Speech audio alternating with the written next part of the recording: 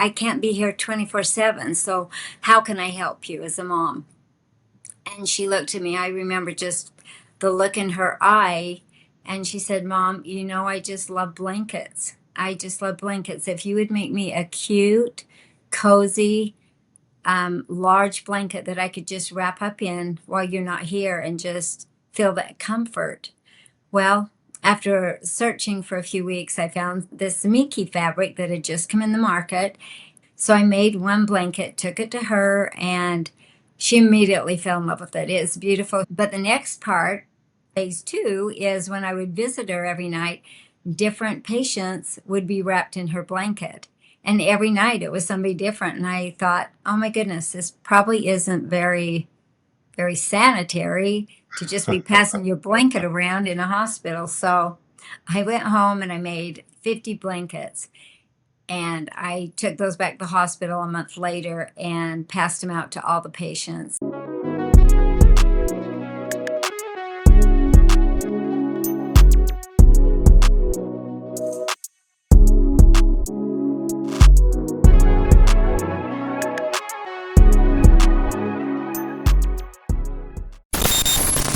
Hello, everybody, and welcome to Rise and Grind. I'm Thurl Bailey, your host, and this is a weekly conversation about how people like you find the thing that wakes them up before dawn, how they push through the days that test them, and how they turn drive into purpose. Thanks for joining us today. You know those things that make a house a home? Well, today's guest builds that feeling one cozy layer at a time. I am so honored to have Sandi Hendry, the founder and creative force behind Minky Couture Blankets. Sandi started with a simple idea: premium comfort that blends beautiful design with everyday warmth. From bootstrapping a product to building a brand that customers trust and love. She's navigated the challenges of manufacturing, scaling, and keeping quality close to the heart of the business. We'll talk about the moments that tested her resolve, the choices that kept the company moving forward, and how she turned a passion for comfort into a thriving brand. Sandi, welcome to Rise and Grind. Thank you, Thurl. That was an amazing, surreal, sweet introduction. Thank you. Well, it's awesome to have you here.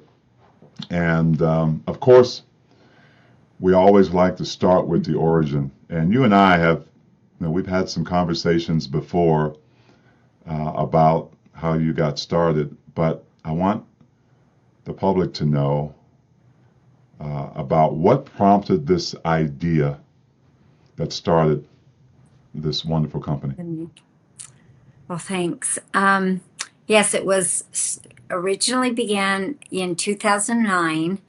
I had my oldest, well, she was older. She was my middle daughter, and she was sick for a long period of time in the hospital. So I, as a mother, wanted, to be there 24/7. But as a mom with two other children and lots going on, I was teaching school. I turned to her one day and I said, what can I do for you? I can't be here 24/7. So how can I help you as a mom? And she looked at me. I remember just the look in her eye. And she said, Mom, I just love blankets. I just love blankets. If you would make me a cute, cozy, large blanket that I could just wrap up in while you're not here and just feel that comfort. And so as I was leaving, she said, remember, Mom, I said, cute. It's got to be, not just one that you throw in your bed or that you sleep in. And so I went on a quest looking for fun, beautiful fabric that would be cozy, but yet beautiful and give her some comfort. Well, after searching for a few weeks, I found this Minky fabric that had just come in the market. And that Minky fabric, I thought, wow, they're making baby blankets out of this. Why don't I start and make a big blanket for her? Not thinking business-wise, just a big, cozy blanket to wrap her up in. So I made one blanket, took it to her, and she immediately fell in love with it. It's beautiful. She has it to this day. It's well worn. It's 16 years old. Um, but the next part, phase two, is when I would visit her every night, different patients would be wrapped in her blanket. And every night it was somebody different. And I thought, oh my goodness, this probably isn't very, very sanitary to just be passing your blanket around in a hospital. So I went home and I made 50 blankets. And I took those back to the hospital a month later and passed them out to all the patients. And it literally, within weeks, I started getting phone calls and saying, "Are you the blanket lady? Are you the lady that made those cozy blankets?" And I said, "Yes, I am." And I really, truly at that point still didn't think, oh, this is a great business venture idea. But I thought it's a way to give comfort to people, and there really is a connection with feeling peaceful, feeling comfortable, feeling something soft and cozy that you can wrap around you. Let me ask you this.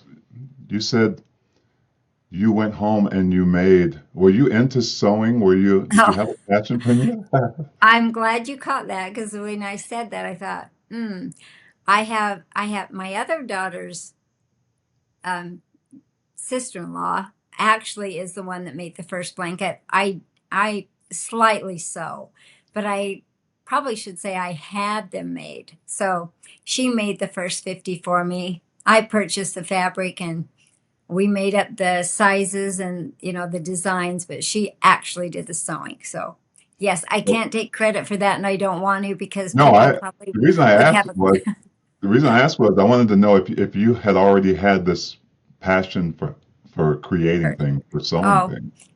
I have a real passion for, yeah, creating a beautiful environment, but like it's in my head, and the actual Mhm. doing of it, I have help, Well, lots of help.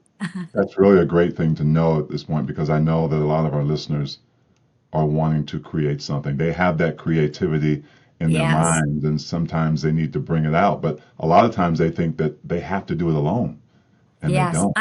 That's a great point, because my dad always taught me to surround myself with people that do things better than I do and learn from Mhm. them, and not be afraid to give other people credit for things. And I just remember him, of course, when I was young, I thought, what does that mean, Dad? I don't have a clue, to surround myself with people that can do stuff better than me. But it has truly come to fruition time and time again, because I see what I want, but I know I can't do it. And people need to realize you can't do everything at the magnitude that you want to do it. You have to ask for help, and you have to figure out, how can I get this done if I can't do it? So, continuing on with that, what was that moment, that first moment that you knew that this product needed to exist? Okay. Well, it's funny because it was right before Christmas, maybe October, November-ish, and people were still calling me saying, "Are you the lady that makes the blankets?" And so I started making them for people, and then I would meet them. I'd carry them around in my car and then meet them in different locations to give them their blanket for. Anyway, we do an exchange. They'd pay me and I'd give them a blanket. It didn't look really great, That's the in the grind. park. That's the grind. And one of my husband's clients saw me doing this exchange in the parking lot at Smith's Food King, and called my husband and said, "I don't know what your wife's doing, but it doesn't look safe." And so he called me and said, "Okay, no more of this, meeting people at 8 o'clock at night and exchanging blankets." So we had some empty retail space, and I thought, I'm just going to try it. I thought, people really need and want, and I think there's a need in society to have something cozy, warm, and they feel like maybe because they have a hand in ordering it and creating it, that they made it. So I pre-made about 100 and put them in this retail space, and thought, oh, it's right before Christmas, I'll see how it goes. And I put them in this space, and literally in 2 days they were gone, just by Mm, word of mouth. yeah. And then the next few mornings or weeks before Christmas, I'd go to work and there'd be a line at the door, and I wouldn't even have any blankets in this office. It was really just a mortgage office, and there'd be a line outside, and then waiting for my seamstress who was sewing all of them to drop a 10 or 20 off, and then people would buy them, and then I'd close and go home. It was kind of like a bakery. But before long, I enlisted about 5 seamstresses and ordered 500 yards of fabric, and then 1,500 yards of fabric. Then, I mean, now I'm ordering millions of yards of fabric. So it just really started very, very slow, very organic. And I just had this dawning moment at the beginning, you know, this could help people and this could be a great business to do, after my first career, which was I taught school for 30 years and I just retired. So I thought, Wow. oh, I need another career. So we talked about, people having these ideas and you having this creative idea, but there's always the first step, right? There's always with us a lot of times somebody that needs to convince us or talk us into it. Did you have that something or someone who convinced you to take that first step? Because starting a business obviously is not easy. No, it is not easy. And I tell my kids that want to start businesses, if it was easy, it's going to be hard for maybe a year, 2 years, 5 years. If it was easy, everybody would do it. But I think so many people have great, great ideas, but they don't put them into action. And like you said, who encourages you to put that from a thought to a deed or an action to make it happen? And then when you get knocked down a few times, you keep on going. Your support system is huge, but yet it only takes one person to say, you can do this. Mm. And I would have to say it was my husband kept saying, I support you. You can do it. Let's just do it the right way and safely. And, Yay for the if we're going husband. to do it. Yeah. I Well, love it. You talked about getting knocked down, and I call that some of the pit moments, right? When you have this idea, something kind of spawns it, and you get going, but the path isn't easy. Can you yes, remember early on some of your pit moments or tough moments that you had to work through? yes, definitely there were several pit moments. I remember after a few years, I started with local seamstresses and patterned fabrics that I would order through in LA. And then my local seamstresses, people would pick the front and they'd pick the back color and then they'd choose the color of ruffle. And it was mostly the printed fabrics that we still have today, because I think that sets me apart. And I hired the local seamstresses, which in and of itself is a story. It's changed lives with my seamstresses. But my accountant kept saying, well, are you going to keep doing this? And the minky fabric was very costly. And even though I was buying it at wholesale prices, you can't really charge people astronomical money for these blankets. I mean, they're already, you know, uh, more than people usually spend on a blanket, but they're hand sewn, and I was paying my seamstresses. Anyway, I went to an accountant, I went to two universities, and I won't name them, but both I went to talk to business experts and get advice from both of these universities. And I made the appointment, sat down in their office, and it was about year 4. And this is no lie. One was a lady, one was a man. They both told me to quit. Really? And I said, yes. And I said, oh my gosh, how could I quit? And my heart and soul's in this, and I know I can make it work. And so I was so deflated. And I had one in the morning, one in the afternoon. So it was both the same day. So I went back home and I just thought, I don't know if I can keep doing this. They both said, I think they looked at it as, how can a blanket be so life changing? Yeah. And that's my message to people too, because it can be the simplest item or product that you use every day, like water. Water was never bottled when I was young, and now it's bottled, and they took water and made it fabulous. But I thought, no. After talking to my husband, he said, no, you got to keep going. I just see too many people that call you that need this and that are finding real comfort and love giving them as gifts and love wrapping up in them. So we're going to keep going for another until we can't do it anymore. So that was a real pivotal moment when I was encouraged, when I probably might have said, oh, maybe this is dumb. Maybe this isn't going to be a great idea. And Well, then go go ahead. ahead. I can imagine after you went to two people who were maybe considered experts in their field on advice telling you, no, you need to create something else or move on. This isn't going Right. Yeah, to. it was devastating. It was a punch in the gut. But I thought I'm going to keep going. So after I made that decision, things just kept falling into place, and with lots of prayer and lots of just drive and ambition and passion, I thought, I know I can make this work. There was a little voice in my head just saying, keep going, you can do this.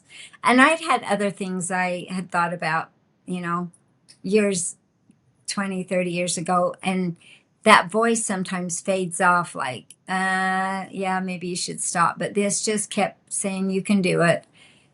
And then my daughter, who wanted to resource some fabric that she had done some research on in my behalf, she said, Mom, let me go to Korea, let me go to Vietnam, let me go to some of these fabric trade shows to see if we can add another part, another element, another product to Minky Couture that might push you up to that next level, so I don't feel like I have to quit. So that is where we found the fabric, or she found it, her and her husband, the one that stretches, that's the hugs. And so that fabric she brought back the sample and she said, what about putting this in a blanket? I mean, it was like 10 inches by 10 inches. It wasn't a blanket. And she said, I think this would be a cool blanket. So I ordered some fabric and we made this stretchy blankets. And then they were so popular from the very beginning. I literally had to have them come pre-made. That was my first resourcing that I did, that I had blankets come in that because the quantity, we just couldn't keep up with it. And they don't make that fabric here. So some of it is made in the US and some of it now is resourced, but that really was a pivotal point when it became in such demand and so big of quantities, in the thousands, 100,000s, now millions, that it just changed the whole pattern of the company. Well, you just touched on a lot of what I know listeners want to hear about your balance in product quality, the financial realities of a startup, the trade-offs that maybe you had to accept. We're going to come back in just a minute and talk about maybe feedback and how that helped you, criticism or praise. Every successful company goes through those things that help you learn. But I'm also very interested, I'm sure the listeners are, in the growth period and the hiring and how you were able to maneuver that. So we shall be right back on Rise and Grind with Sandi Hendry of Minky Couture. Stick with us. Hey guys, time out. You give your best to your work, your family, and your responsibilities. But to keep showing up strong, you've got to stay dialed in. At Game Day Men's Health, the nation's leading men's clinic, they help you get back in the game with a custom game plan built around your labs, your goals, and your performance. Testosterone, peptides, real optimization. Come in today for a free testosterone test and consult. Tell them Big T sent you, and you get 50% off your first year membership. GameDayMen'sHealth.com. Victory starts within. Hello, everybody, and welcome back to Rise and Grind. I'm your host, Thurl Bailey, and We've been talking to Sandi Hendry, the creative founder of Minky Couture Blankets. And if I'm not mistaken, that slogan that you use quite often is blanket the world. Am I right? Yes, I I think love Blanket the World. I'm not done yet. I know that is so powerful. But I want to continue our conversation and pivot to the growth of the company because I know you had to make some really critical decisions in that during that time because your growth was accelerating. Talk to us a little bit about that period of growth and hiring and obviously trying to keep up with supply and demand, but also maybe some feedback that you got from people that helped you move forward. hmm Yes, there were some more pivotal moments that came after we resourced some fabric that was very helpful to the company. But a couple of things. When I had the seamstresses sewing locally, we would cut the fabric and bin it for them. They'd come and pick up a bin and take it home and sew like a couple of hundred blankets a week so that they could sew in-house. Many of them had young families. They couldn't afford daycare. And so they would sew and earn an income without leaving the home, which I felt was very helpful for the community to encourage moms to use their talents, which Yeah. so often they don't, where would they use this sewing talent besides helping, sewing for themselves. And then it came a point where the demand was getting more and we had several SKUs or selections and we were running out of room. And as I was looking one Saturday for a space to move into a, a bigger Minky Couture, I knocked on the door of the Old Navy that used to be in Layton by Target, and there was some guy walking around, and I knocked on the window and said, is this available? So we walked through it. It's huge space, 17,000 square feet. And I thought, gosh, I'm going from 1,700 to 17,000. Big moment. I thought, this is a lot of blanket storage and blanket space in here. But I needed to see for myself if having a retail location that was built out with hundreds of selections and employees that were there to, help you and find exactly what you wanted could be successful because I was getting chirping in my ear, don't do brick and mortar, don't do brick and mortar. Online is everything. And this was, I mean, we were shopping online, but it wasn't as big as it is now.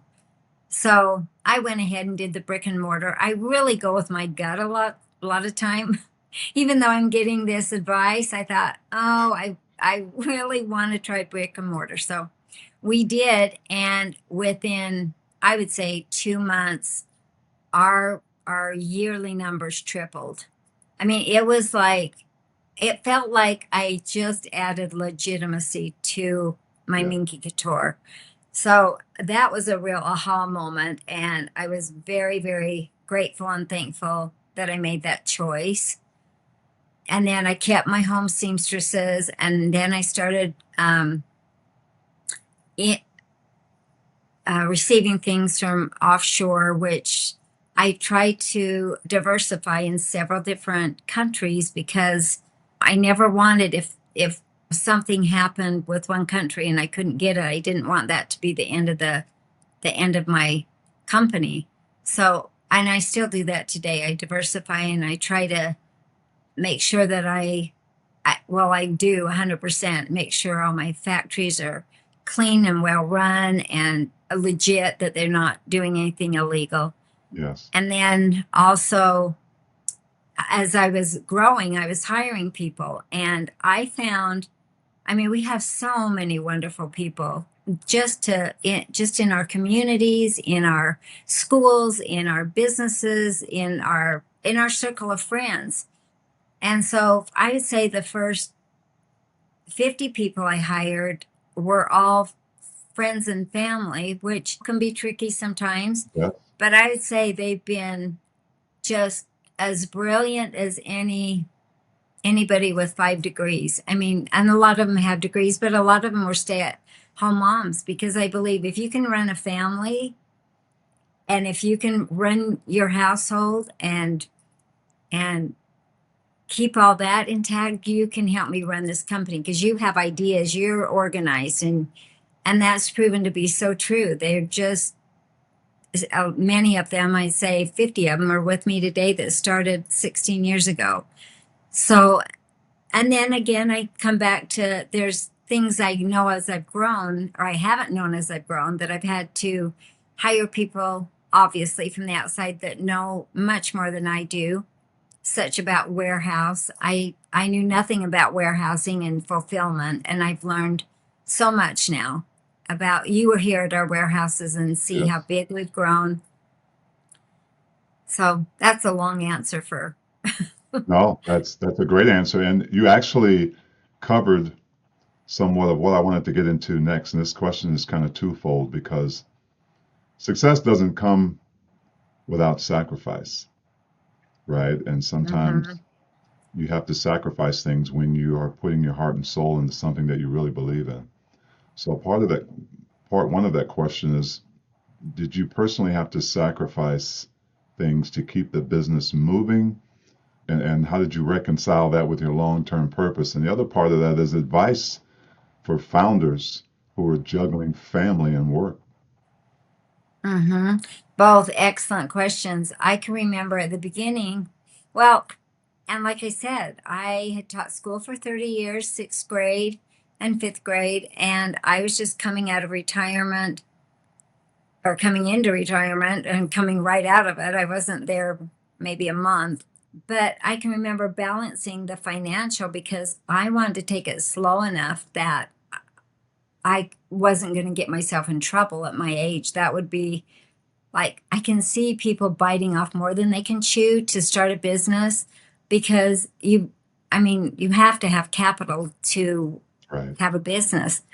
And I was lucky enough, I took it so slow that I've been self funded up till probably 2 years ago. And now I have a little help just because we're ordering. I mean, I remember driving on the freeway. My daughter called me and said, Mom, pull over because I got to tell you how much your first fabric invoice is. And I said, okay, I was right in front of Lagoon. I said, oh, I'll pull over here because she said, you're going to die. I thought, oh no, what has she done? And she said, okay, I bought this fabric and I got a great deal. And I said, okay, just tell me how much. And she said, $15,000. And I had just been paying hundreds to make blankets. And I said, oh my gosh, how am I going to go home and say, I just spent $15,000 just on fabric? So that was a aha moment with that type of purchasing. And now I look back because literally, of course, I mean, my warehouses hold 3 million blankets. So I'm in, you know, much more than $15,000. Yeah. But that money part, you have to kind of work it out in your head. I know some people can go get a loan for some capital for business ideas. So many people and banks will help you out, and then sometimes you can do it by yourself if you just do it baby steps. And it's hard. It's daunting. There are times when you go, "Whoa, this money's gonna this." I mean, you think, "Gosh, could this ruin my whole life of what this endeavor I'm doing?" And then you have to That's that other literally, voice talking. yes, it's that other voice going, you can do it, or hold back. But you got to be smart about it. And I think work together with a partner. It doesn't, someone you trust, someone you love, someone that has vision, passion for what you're doing. Because I know entrepreneurs come up to me all the time and they have an idea, but they can't really convince anybody to like be on their team and help them out with collaborating and ideas and moving forward. And at that point, I say you just need to find one person to run it off that believes as strongly as you believe. But if you can't find anybody, maybe pivot a little bit to a different idea. Hmm. Oh, that's great. So as we wind down here, and we've already taught our listeners a lot, and from your story and from your journey, from where you started and where you had those pit moments, the difficult times, and the people you've relied on to continue that dream of yours. And maybe one or two sentences. What kept you showing up when everything told you to stop? And the part I love most now, and the part that gets me up in the morning, and I can't wait to get to work, and this is truly the truth, is giving back. It's Mm. afforded me a product and a path to help society. We give with the Heart of Minky 100,000 mini Minkies to NICUs, not just in Utah, but in every state in the United States. We give these mini blankets too. And whenever there is something that I feel very strongly that we need to send 100 blankets to this area that was devastated by a flood, by a hurricane, by a shooting, I want to be there to give that comfort.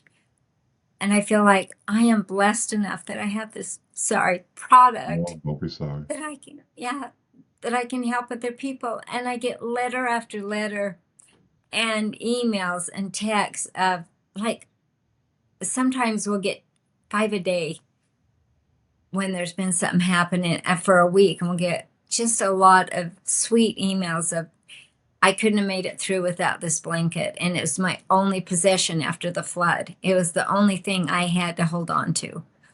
And so that part of being able to give back, I never dreamed in a million years that I'd be able to do that and have anything that people would even want or need. But I think people, if they just follow their dreams and their passion, and that it sounds trite, but it will lead you somewhere. And I think with somebody helping be by your side, directing you, helping you, surround yourself with people and ideas. I collaborate a lot. I don't ever say it was all me, because I could never say that. It was people around me, my family, my ladies that have supported me for 16 years, my warehouse, my fulfillment, my seamstresses, my social media. Everyone has this passion, this dream, and they're just have my back, which you kind of need, because there's some times when people want to not support you. Yep. Yes, you're exactly right. And I think it's quite amazing, your answer about giving back and your philanthropy and all of this, because all in all, that's how you started. You gave. Correct. How it started with the first blanket for my daughter and those patients. And I don't know, it is truly, I can't even put into words. It's heartwarming. I can't express how that will, if you have some mission behind even your big idea of your business and what you're going to do, but if you have something that you want to do in the back of your head to maybe help others or give back or take care of someone that's in need, whatever your dream is, I think it always good to combine the two, giving back and going forward for yourself. Outstanding. Now I need to maybe get a little more personal. What's your best place, Sandi, to relax and recharge? Oh, oh my Is it goodness. wrapped up in a blanket, Every wherever it is? time I take a new blanket home once in a while, and I'll go, oh my gosh, this is the best one I have. And it's just always changing. I really, really just love my safe place, my happy place is just having my fire on, wrapped up in my blanket with a good movie, and maybe some of my kids around me or grandkids just hanging out. We travel a lot, as I have now 8 kids. My husband had 5, and I had my 3 girls. He had boys, and I had girls. We've been married 30 years. So we all feel like one family. We're very blended, and we really love each other. But we travel a lot together, and 26 grandkids. So there's 44 of us that travel. And that's like a field trip at school. So I'm very well equipped. I've had a lot of practice. But yeah, so that's kind of my happy place, is being with them and and feeling that family love. And I just feel ultimately blessed to be here today, blessed to share whatever knowledge I have, which is, pretty just basic, organic, raw me, you know.